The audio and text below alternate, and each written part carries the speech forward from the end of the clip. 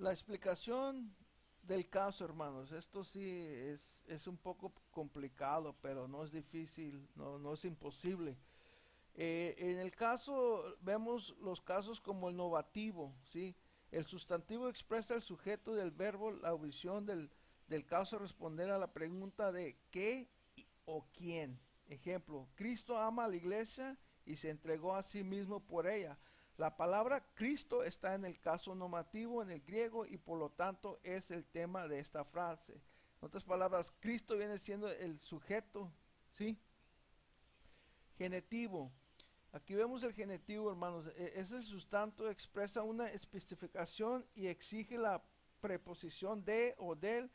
Este caso se conoce como caso de propiedad o pertenencia. La ubicación del caso responde a la pregunta de qué o quién. Ejemplo, el siervo del sumo sacerdote.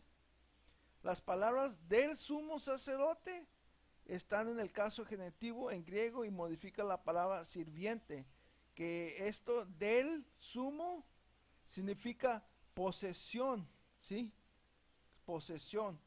Aquí vemos el caso dativo, hermanos.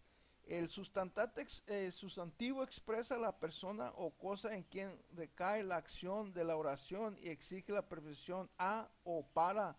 La ubicación del caso responde a la pregunta de a quién o a qué. Ejemplo, siendo justificados gratuitamente por su gracia mediante la redención que es en Cristo Jesús.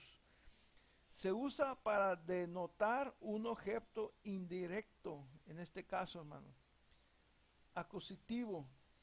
El sustantivo expresa la expresión o cosa afectada por la acción. La reacción del caso responde a la pregunta de qué cosa. Ejemplo, Jesús le dijo, escrito está también, no temerás al Señor tu Dios. Aquí está, tu Dios.